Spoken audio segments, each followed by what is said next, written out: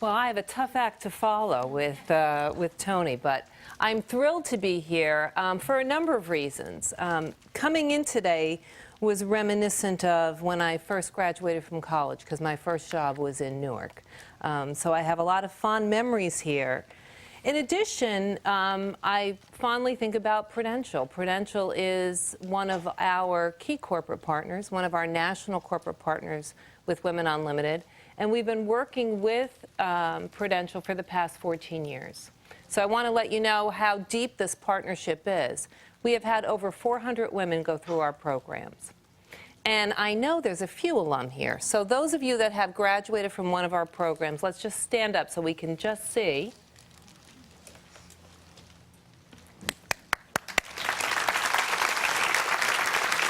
Thank you, ladies. And they knew they'd get picked on. In addition to that, we've had over 80 senior men and women who have participated as mentors in our program. So they have certainly expanded their leadership skills and given back to those women who are participating in our program. So when I graduated from college and I started working, those of you that have seen my bio know that my career was not to be in human resources. I have a degree in criminal justice, which I do think served me well in human resources.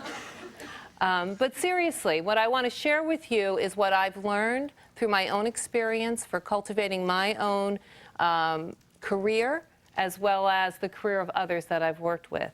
And also what I've gained through working at Women Unlimited, through all the wonderful women, thousands of women who have gone through our programs. What are those critical success factors for men and women to cultivate their leadership excellence? So I invite you to think about what are the challenges that you're facing today, beyond the economic challenges that we're all struggling with. What are the things that you find joy in? And I do say that, joy in the things that you do. You saw an example of an executive talking about his job with such passion. Isn't it great if we could all feel that way about elements of our job? No one feels that way about everything that they do, but we should find that in the majority of what we do. So I invite you to think about that. You will be receiving a copy of the book that Cheryl referred to. And if there's something that resonates with you that I talk about, I invite you to read about it a little bit further. And at the end of each chapter are some things, some actions you can take to expand that area for your career. So this is about you. This moment right now is just about you, not anyone else. So sit back and think a little bit about cultivating your leadership excellence. We want to set the framework by thinking about business as a game. Now, you've heard this before. We've heard that business is a game. And like any game, we need to know a little bit about it. What's the objective? Who's keeping score? How do I get points? How do I lose points? All of those things. Well, just as in business, as in games, business is a game as well. And there's written rules, those ones that come in the box. There's ones that come in the policies of how we operate in an organization. And then there are those unwritten rules. You know, how we really get things done that aren't in a manual. And it's not that anybody pulls you aside and says, so let me tell you how we really make decisions and how we convey information, but we figure it out as we go along. And wouldn't it be wonderful if someone gave that to you the first day that you started working? Think of all the pain and frustration and bruises we would not have from running into the walls of resistance and disagreement. So that's what I want to talk about. It's the unwritten rules, because those are the things that trip us up.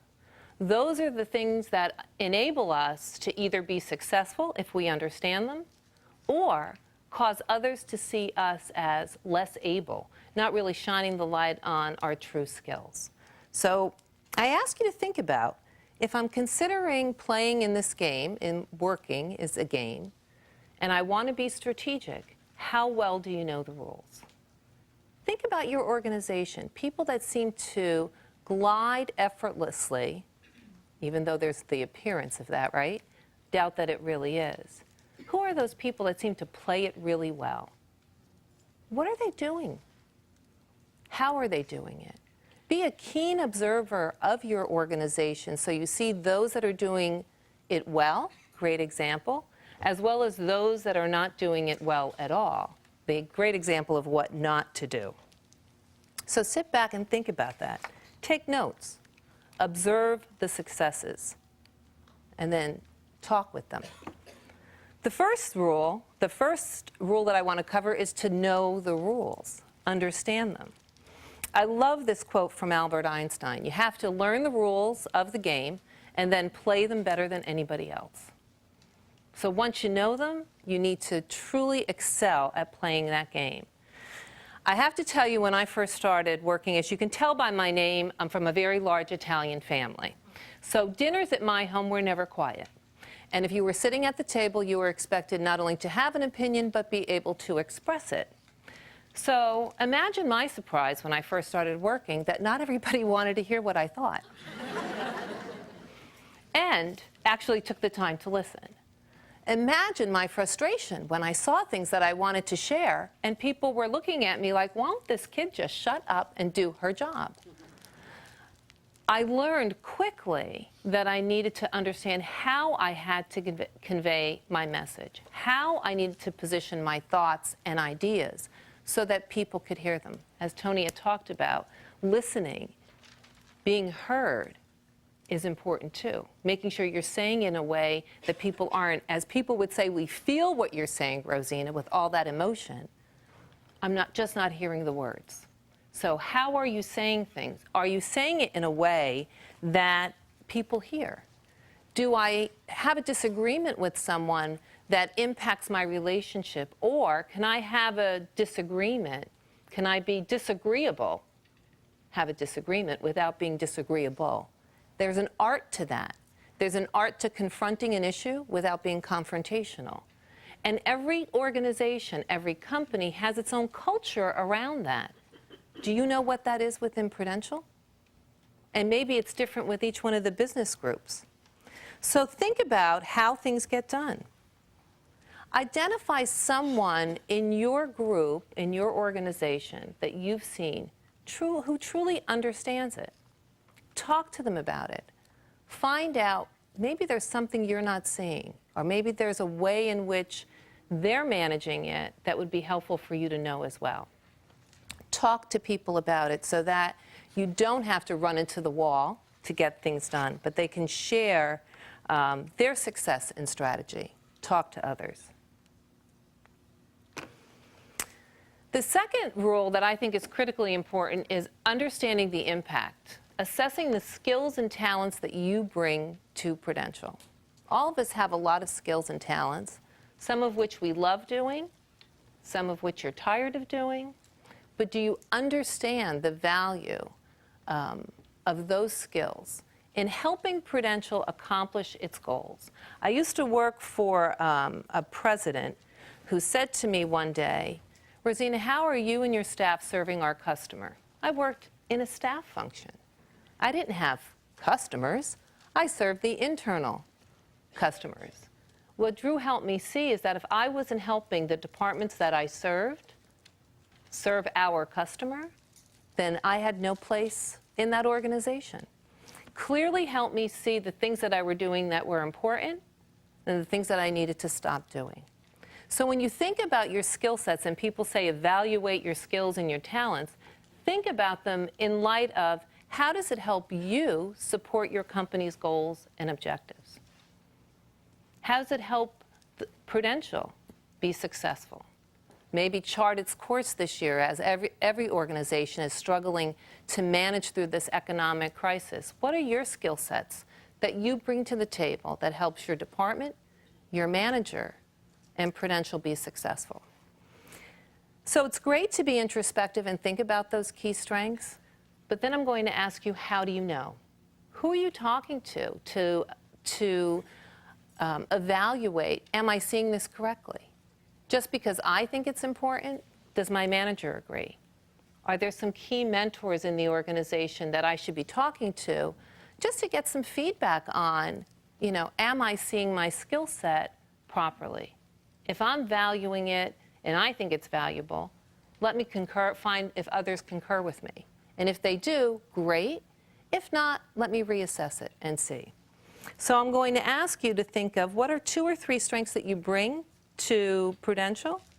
How do they help you support the company's goals? And more importantly, how do you know? So you're going to need to talk to some other people and ask for some feedback. The next rule is actually one that's a favorite. And those of you, so those women that are in the room saying, oh gosh, here she goes using sports analogies. I thought there was a woman here and she's not going to talk about sports. Understand, I don't play them. I don't even understand them that well, but I can use these examples because I understand why they're important. So who plays golf here? Who are the golfers? So Tiger Woods is not doing that well lately. But what I love about Tiger Woods is that from when he started, he has evolved his career and changed his game. He's sought out advisors, he's changed coaches to help him change his game because he realized the skill set that got him to be so successful in the beginning was not the same skill set that's going to help him continue to win.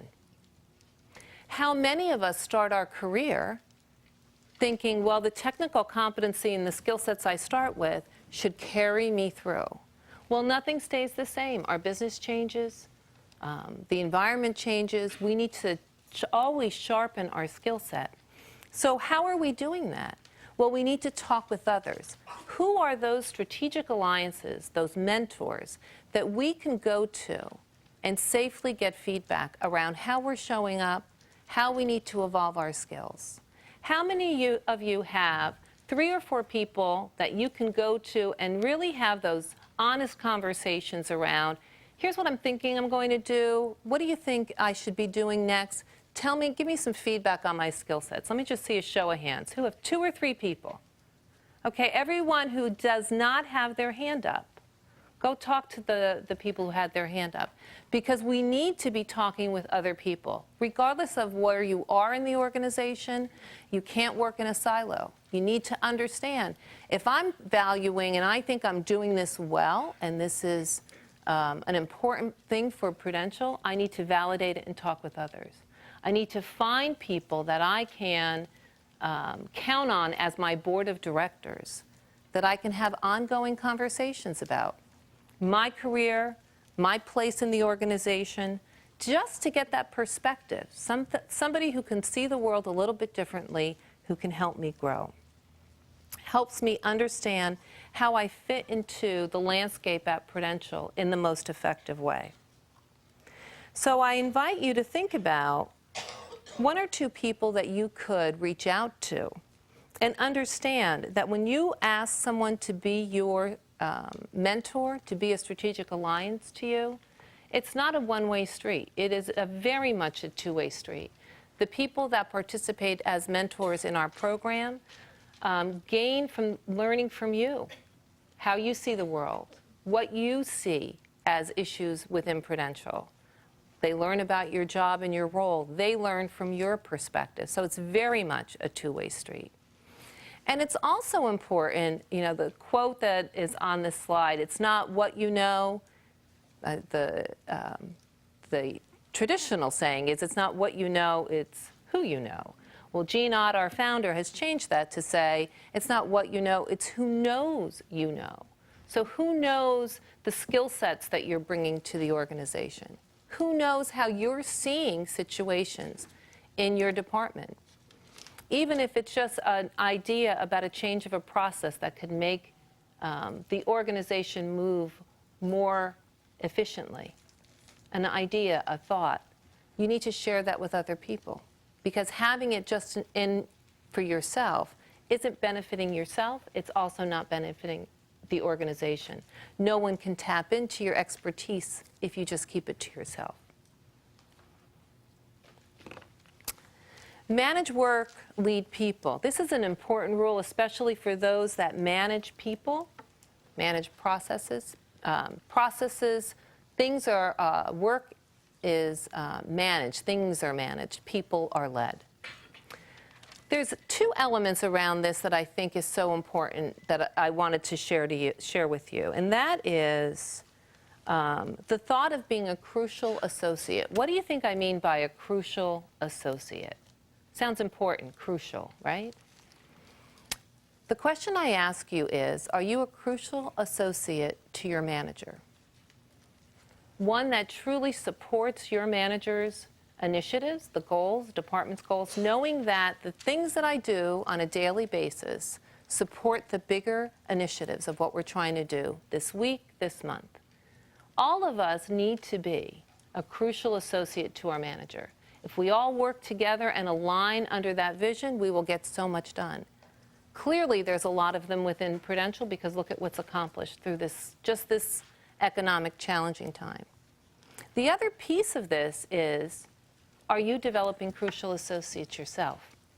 Whether you have staff or not, you can share your knowledge, your expertise with others to help them grow and develop. Because unless you're developing others, you're tethered to the job that you have. And true leaders give others. They share their knowledge, they share their expertise, and they develop willingly so that you can all grow together.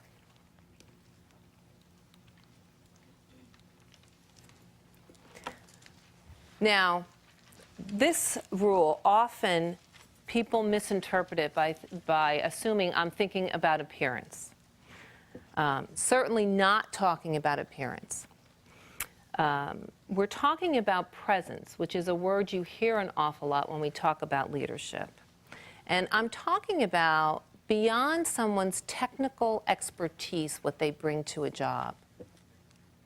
I'm talking about the grace in which they carry themselves in accomplishing the roles, if you will, of their function. And I'd like you to just sit back for a minute and think about someone that you would think is a really good example of someone that has a strong leadership presence. I want you to get them in your mind. And I want you to think about, what is it about them? Is it their technical expertise? Is it their knowledge that they bring? Or is it the way that they demonstrate that knowledge, that grace in which they use their technical skills that exudes confidence in themselves and their abilities? That's what we're talking about, that presence. So that when you're in a meeting, knowing the skills and the strengths that you bring to your organization, you are then willing to say, let me share this idea with you. Let me share my perspective of how I'm hearing this situation and what I think this next opportunity would be for us. Because I have confidence in my ability in what I'm doing, I'm able to interact with people at a higher level. I know the purpose that I'm bringing to the table, that I'm bringing to Prudential. So then I can very easily then say, here's my ideas. I'm not as afraid of someone saying, well, we don't like that idea, because I'll have a better one the next time. So I'm asking you to think about, what is your presence at Prudential? Do you know? The first step is, I invite everyone to do, is to listen to your voicemail. And as you're listening to your voicemail, close your eyes. Does it convey the presence that you want it to? If it doesn't, hit erase, dial again. If it does, wonderful. What about when you're in a meeting? Go back to your board of directors. Find out if you're conveying the message that serves you best in your organization. Ask others. Oop, I think I skipped one. There we go. This one is actually my favorite. Now, I grew up, my brother rooted for 3 teams. He rooted for the New York Yankees, the Boston Celtics, and the Green Bay Packers. And I don't understand why. I think it had to do with their coach, Vince Lombardi. Vince Lombardi had a quote that I read recently that said, perfection is not attainable, which we know. We know that it is career limiting, but I love what he said after that. He said, if we chase perfection, we can find excellence. And I do believe that all of us in our roles want to pursue excellence. We want to do things that meet our customers' needs, meet our managers' needs, our organizational needs in an excellent fashion. But why is perfectionism so limiting? And I'm a reformed perfectionist. Because when we're focused on perfection, we're just, we can't talk, that's what we can't do. When we focus on perfection, we focus on the task, on what we're doing and getting it done very well. And for those in finance, I do want you to do that very well. I don't want you to take a shortcut on that. What I'm asking you to do is to think about, and this is where perfectionists get hung up. We try and do everything perfectly. Does everything need to be done perfectly? Everything? What do you think? The important things? Absolutely. We want them done to excellence. We want them done to our customers' requirements. That's excellence. Perfection may not be something they're interested in. They may want their requirements met. That's excellent. What happens with many of us, and women fall victim to this, because we can, we do. So we try and do more than what people may be expecting of us, and then we get annoyed when they don't notice it. Does that happen to anybody here? I know I get annoyed with my husband when he doesn't notice how I've cleaned things, but he doesn't notice any of that. And after 25 years I've given up, he's never going to notice. So do those things that are valued, that do meet your customers' requirements, but even personally, make sure you're focusing on the right things at the right time, not everything. We need to conserve our energies, especially with how we all work. Do any of you work just, 8 hours a day? When did that end, right? So it's important in the time that we are working that we are focusing on how are we serving our customer. When I look at things, and believe me, all of us are confronted and given opportunities all the time. My first question is, how is this going to serve my customer? Can I articulate it? And how do we know? Did we ask the customer? So until I have clarity of purpose, I'm not going to move forward on it. And it'll either become important or it'll go away. But I stay focused on those things that are critically important. So I invite you to think about the work that you've done over the past month. Was it all critically important? Can you describe, can you articulate how it served your department's goals, your company's goals, how it served your customer? I invite you to create a litmus test for yourself of how to get those piles on your desk more organized so you're working on the important things and moving them forward. The other things will either become important or they'll go away. Play well with others. Boy, doesn't that sound like I'm talking about being nice? I'm really talking about how you marry your IQ, your technical skills that you bring to your organization, with your EQ, which is how do you work with others? We've all heard the saying that people will long forget what you've done, but they will forever remember how you've made them feel. When I say that, are there certain people that resonate in your mind? Well, I have to tell you, I learned this lesson when I first became a manager, because I had, at that time, been excelling in my career because I always got a lot of things done.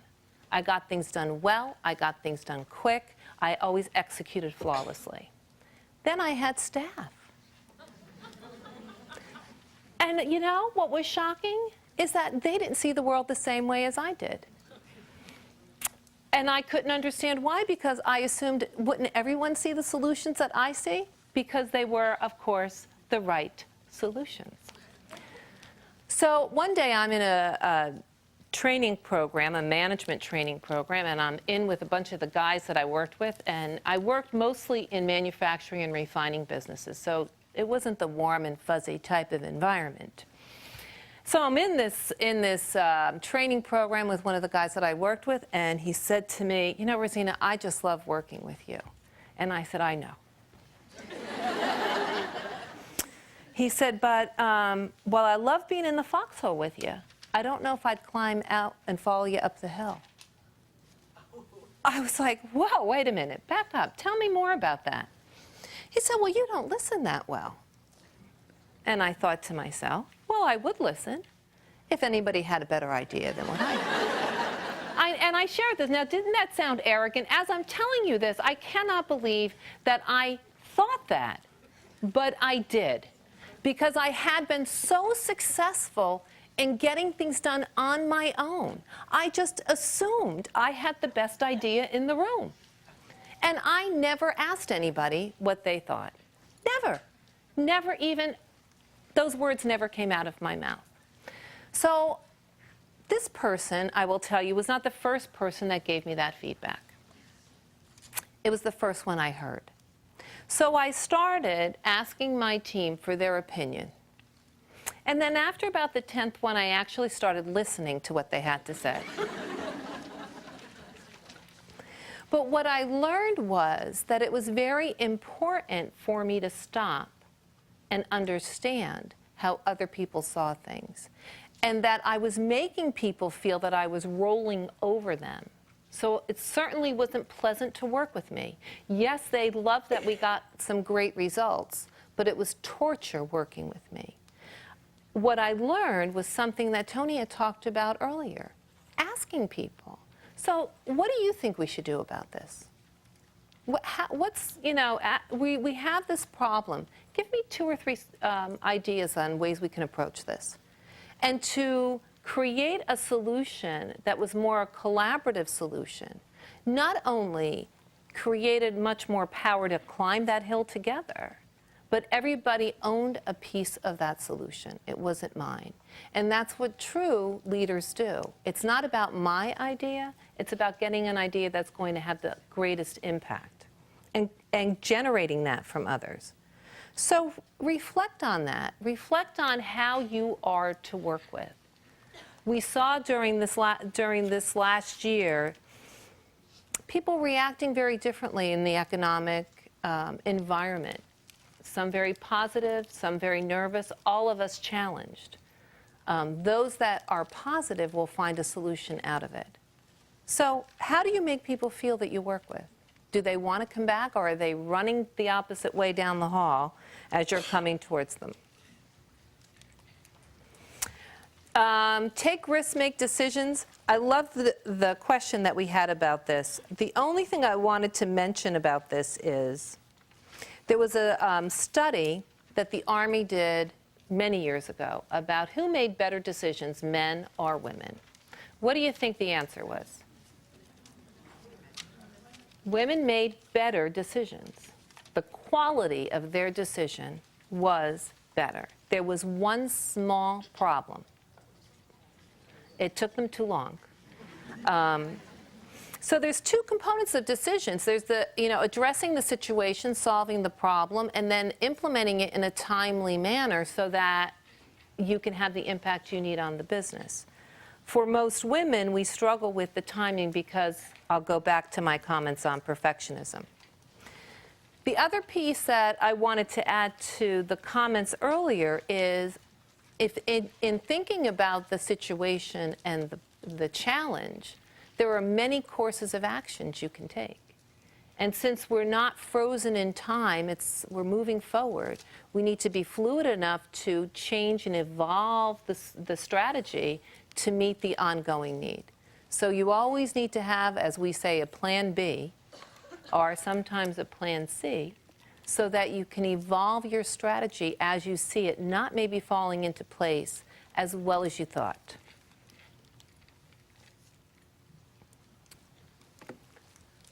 It is very important, and we are firm believers at Women Unlimited, to build your bench and pay it forward to seed for the future.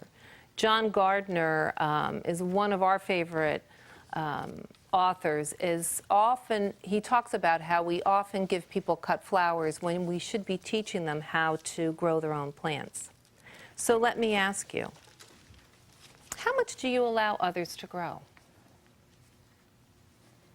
It doesn't matter where you are in the organization. there is something that you have to teach other people.